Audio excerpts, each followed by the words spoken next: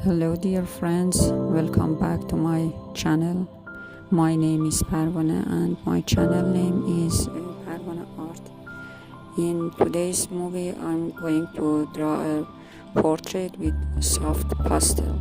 Please watch till end, and if you don't have my channel please subscribe and like it. سلام دوستان عزیز، به کانال من خوش آمدید.